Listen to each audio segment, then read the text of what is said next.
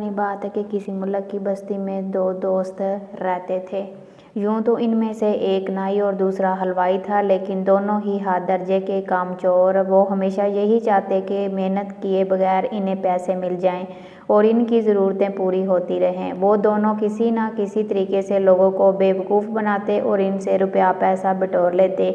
लेकिन एक दिन ऐसा आया कि हर किसी पर इनकी असलियत खुल गई और दोनों पर फाकों की नौबत आन पहुंची। अपनी ठगी और कामचोरी की वजह से आखिर दोनों का काम बिल्कुल ठप हो गया और इनका इस बस्ती में रहना मुश्किल हो गया। मजबूरन इन्हें अपनी बस्ती छोड़कर वहां से जाना पड़ा। वो दोनों रास्ते में चलते जा रहे थे और आपस में बातें भी किए जा रहे थे। हलवाई कहने लगा, मैं तो आज तक अपनी मिठास भरी बातों से लोगों को बटोर लेता था, लेकिन अब परेशान हूँ कि हम कहाँ जाएंगे और ऐसी बस्ती का मिलना बड़ा मुश्किल है जहाँ कोई मेहनत या बिना हमें ऐश की ज़िंदगी गुजारने का मौका मिल सके। हलवाई ने जवाब दिया, मैं एक ऐसी बस्ती के बारे में जानता हूँ जहाँ के लोग बड़े नेक और पारसा होने का ढोंग रचाते हैं और अलग अलग धर्मों के ठेकेदार बनकर रहते हैं। वहाँ मुख्तलिफ मज़हब के लोग रहते हैं और इनमें से हर एक अपने आप को खुदा के बड़ा करीब समझता है। मेरे ख्याल से अगर हम इस बस्ती में चले जाएं तो धर्म के ये ठेकेदार हमारी ज़रूर मदद करेंगे। हलवाई बोला, मजहबी लोग तो ज़्यादा से ज़्यादा हमें नेकी का रास्ता दिखाएंगे, इससे हमारा पेट तो नहीं भरेगा। आखिर इस बस्ती के लोग हमारे काम कैसे आएंगे? नाई बोला, मेरे जहन में एक मंसूबा है, तुम बस मेरे साथ चलो और जो मैं कहूँ वही करना। चनाचा वो चलते चलते इस बस्ती के करीब पहुँच गए। हलवाई ने नाई से पूछा, क्या यही वो बस्ती है? नाई बोला, हाँ बिल्कुल यही वो बस्ती है, धर्मपुर, जिसके बारे में मैंने तुम्हें बताया था। जब वो धर्मपुर में दाखिल हुए तो वहाँ मुसलमान, हिंदू, सिख, ईसाई मज़हब के लोग सब इकट्ठे रह रहे थे। हलवाई ने हैरान होकर कहा, वाह, ये राज पहली बार ऐसी बस्ती देखी है जिसमें मुख्तलिफ मज़हब के लोग एक ही जगह बड़े इत्तेफाक से रहते हैं।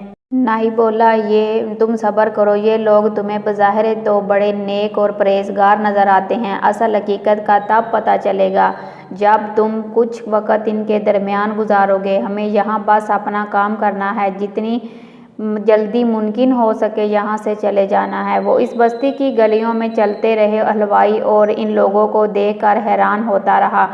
सब धर्मों के लोग एक दूसरे से अपने अपने धर्म और मज़हब के मुताबिक मिलते जुलते और बज़ाहिर इनमें बड़ा ही इत्तेफाक नज़र आता। ये सब मंजर देखकर हलवाई ने नाई से कहा, यार, इन लोगों का आपस में प्यार और इंसानियत और मिठास देखकर मुझे अपनी बनाई हुई मिठाई भी फीकी महसूस होने लगी है। नाई बोला, मेरे दोस्त, ज़रा सब्र रखो, कुछ देर बाद तुम्हें मेरी जो है ना कुछ ही इस तरह इतना धारीदार मेरी कैंची और उस तरह इस तरह धारेदार और मालूम नहीं होगा जितना इन लोगों की ज़ुबान और सोच है। दोनों चलते चलते एक चौराहे पर जा पहुँचे।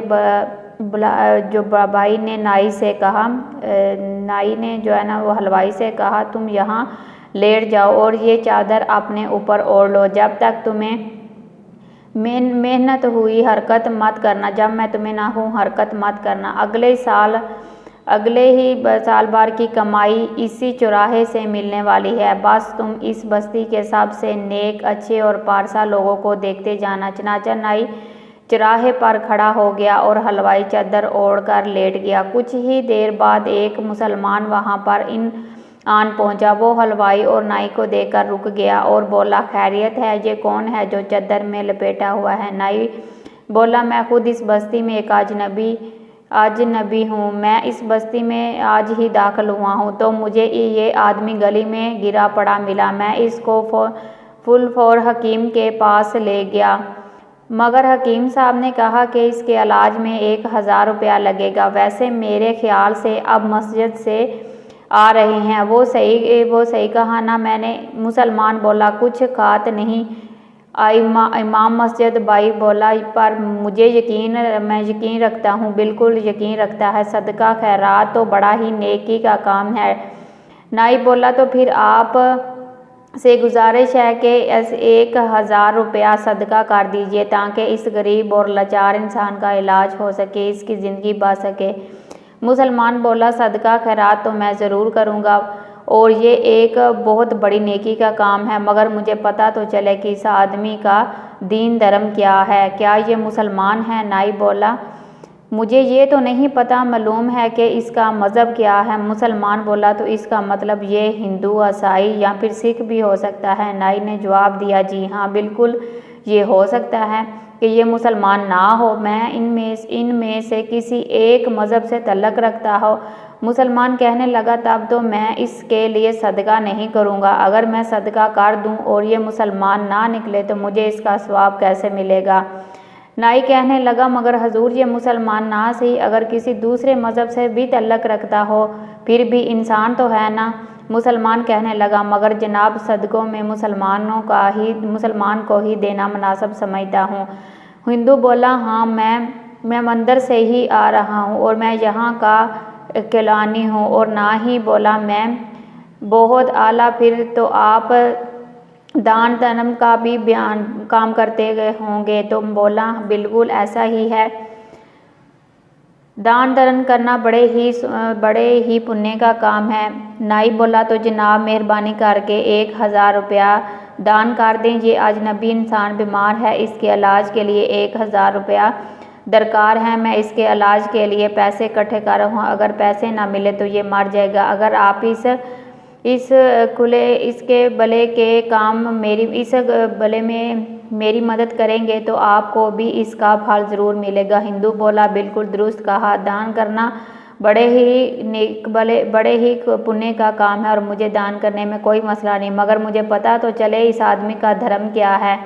नाई बोला, जनाब मुझे इस बात का इल्म नहीं है, शायद मुसलमान हो सकता है, सिख हो सकता है, फिर ईसाई भी हो सकता है, मगर इससे क्या फ़र्क पड़ता है जनाब, आखिर है तो ये एक इंसान ही ना। हिंदू कहने लगा, बहुत फ़र्क पड़ता है।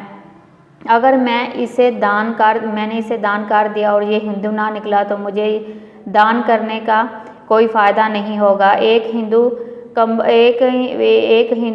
एक हिंदू को ही दान कर सकता है।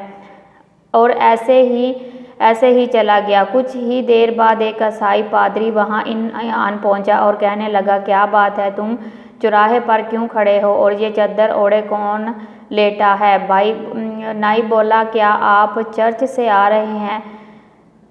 ईसाई बोला, बिल्कुल मैं इस बस्ती के चर्च का पादरी हूँ। और नाई बोला, मैं फिर तो आप चैरिटी पर भी यकीन रखते होंगे। पादरी बोला, क्यों नहीं, ये एक बहुत अच्छा काम है, इससे खुदा खुश होता है। और नाई बोला, तो जनाब मेहरबानी करके 1000 रुपया चैरिटी कर दें, मैं इस आदमी के इलाज के लिए पैसे इकट्ठे कर रहा हूँ, इसके इलाज के लिए 1000 रुपया दरकार है। पादरी बोला, मैं चैरिटी के लिए पैसे तो दे दूँ, मगर पता तो चले इस आदमी का तल्लुक़ किस मज़हब से है। और नाई बोला, इस आदमी के मज़हब का तो मुझे पता नहीं, मगर मैं इतना जानता हूँ कि ये एक इंसान ज़रूर है और मैं इंसान होने के नाते इसकी मदद करने की कोशिश कर रहा हूँ। पादरी बोला, अगर मैंने चैरिटी कर दी और ये ईसाई ना निकला तो मुझे इसका सवाब नहीं मिलेगा। ये कहकर वो पादरी भी वहाँ से चला गया। कुछ ही देर बाद एक सिख वहाँ पर आया और इसने भी वही सवाल किया। और नाई ने, जनाब अगर आप दान देने को नेकी का काम समझते हैं तो मेहरबानी करके 1000 रुपया दान कर दीजिए, इस आदमी का इलाज के लिए पैसे की ज़रूरत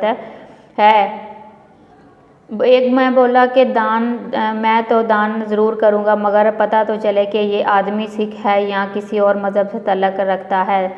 नाई बोला, इसके मज़हब का तो मुझे पता नहीं, मगर ये एक इंसान ज़रूर है और इसी वजह से मैं इसकी मदद करने की कोशिश कर रहा हूँ। सिख बोला, अगर मैंने दान कर दिया और ये सिख ना निकला तो मुझे इसका पुण्य नहीं मिलेगा, लिहाजा मुझे इजाज़त दो। सिख के जाने के बाद बाई ने नाई हलवाई से सरगोशी से देखा, मेरे दोस्त क्या ही खूब नेकारों का और पासाओं की बस्ती है। हलवाई बोला, हाँ मेरे दोस्त तुमने ठीक कहा, मगर अभी तक हमें किसी ने एक फूटी कौड़ी नहीं दी, तो पैसे कहाँ से मिलेंगे। नाई बोला, मेरे दोस्त बस कुछ और देर सब्र कर लो, तुम्हें आज यहाँ से इतने पैसे मिलेंगे कि साल भर कुछ करने की ज़रूरत नहीं पड़ेगी। और ना ही हलवाई और नाई और हलवाई कई घंटों तक चौराहे पर खड़े रहे। इतने में वही मुसलमान दोबारा इनके पास आया और इसने नाई से पूछा, तुम अभी तक यहीं खड़े हो, क्या इस आदमी के लिए पैसे इकट्ठे नहीं हुए?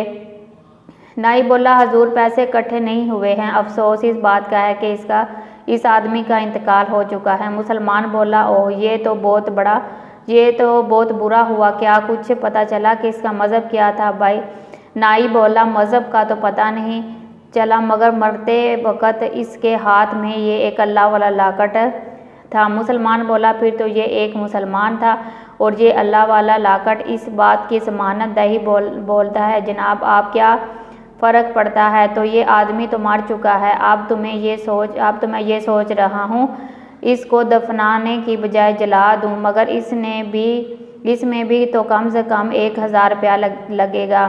मेरे ख्याल से इसे करीबी नहर में फेंक देना चाहिए। मुसलमान बोला, हरगिज़ नहीं, जनाजे की नमाज पढ़ी जाएगी। मुसलमान ने अपनी जेब से इस बात की ज़मानत था कि ये मुसलमान था, इसलिए उसकी बात मुसलमानों के तरीके से ही इसका जनाजा भी मुसलमान तरीक़ों से ही होना चाहिए।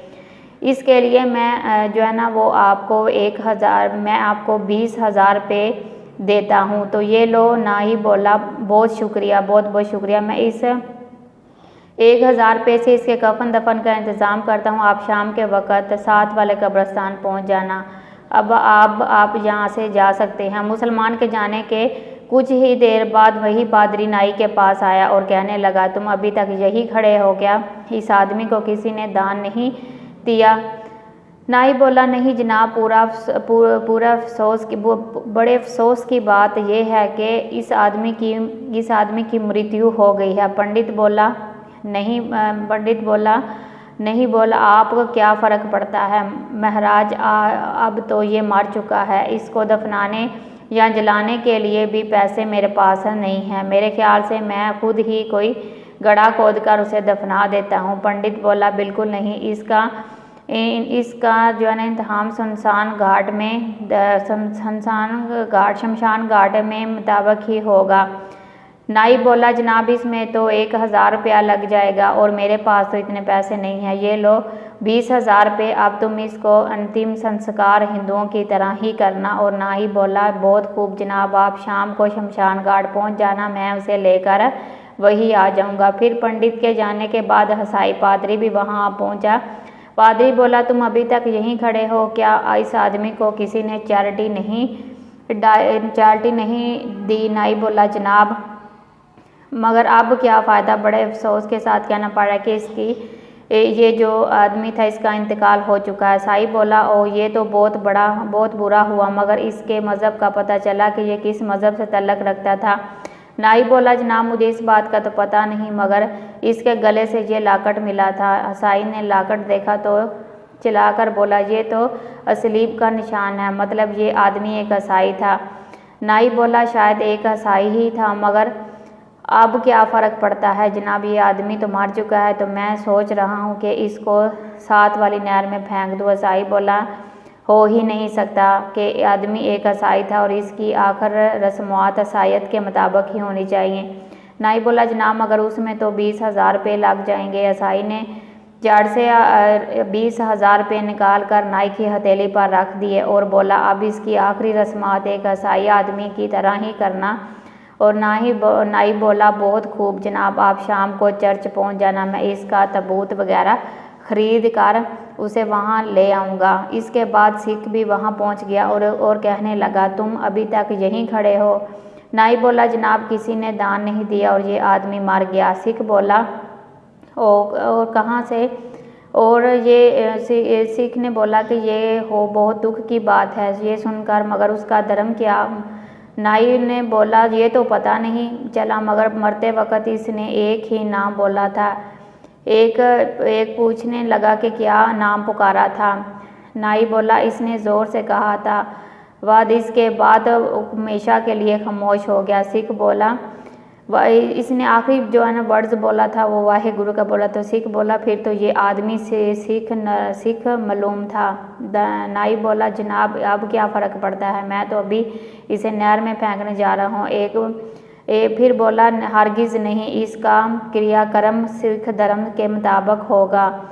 नाई बोला जनाब इसके लिए 20,000 रुपये दरकार हैं। सिख ने 20,000 रुपये नाई को दे दिए और बोला अब तुम इसका जो न छोड़ दो और इसका क्रियाक्रम करने की तैयारी करो। नाई बोला बहुत खूब, अब शाम को शमशान घाट पहुंच जाना, मैं उसे लेकर वहां आ जाऊंगा। इसके बाद सिख भी वहां से चला गया। नाई ने हलवाई से कहा उठो मेरे दोस्त, जाने का वक़्त हुआ जाता है। हलवाई बोला हाँ चलते हैं। चनाचा दोनों ने पैसे समेटे और वहां से चलने के लिए तैयार हो गए। चलते चलते हलवाई ने नाई से कहा ज़रा ये धर्म के ठेकेदारों की हालत तो देखो, जिंदा इंसान की कदर नहीं करते और जब इंसान मर जाता है तो कुछ भी करने के लिए तैयार हो जाते हैं। नाई बोला दोस्त बिल्कुल सही कहा तुमने, मगर ये लोग दीन धर्म के सिर्फ ठेकेदार ही हैं। कुछ लोग ऐसे ही होते हैं जो दीन और धर्म को अपनी मर्जी के मुताबिक इस्तेमाल करते हैं। बहुत से लोग अपने मज़हब के सच्चे असूलों पर अमल नहीं करते, बल्कि अपनी सहूलत और फ़ायदे के मुताबिक मज़हब का इस्तेमाल करते हैं। इमाम, पंडित, पादरी और सिख सब ने मदद करने से इनकार कर दिया जब तक इन्हें यकीन नहीं हुआ कि इस आदमी का तल्लुक़ इनके मज़हब से है। असल में दीन धर्म तमाम इंसानियत की कदर करता है और भला तफरीक एक ज़रूरतमंद की मदद करने की हदायत देता है। मदद करते वक्त ये नहीं देखना चाहिए कि इसका मतलब या इस्लाम है या सिख है, ईसाई है, ये अकीदा या फिर इसका अकीदा क्या है, बल्कि ये देखना चाहिए कि वो एक इंसान है और मदद का मुस्तहक है। तुम एक नाई हो और मैं एक हलवाई हूँ। हम अपने दीन पर इतना अमल भी नहीं करते और हम ठगी भी लगाते हैं। हम दोनों तो सिर्फ ठग हैं, मगर ये लोग महत अगर ये दीन और धर्म के मुताबिक चलते तो ये लोग तुम्हें एक ज़रूरतमंद समझकर खुद तुम्हारा इलाज करवाते और यकीनन यहाँ से हमें खाली हाथ ही जाना पड़ता। बहरहाल जब तक इस तरह के दीनदार और धर्म के रखवाले पैदा होते रहेंगे हम किसी ढंग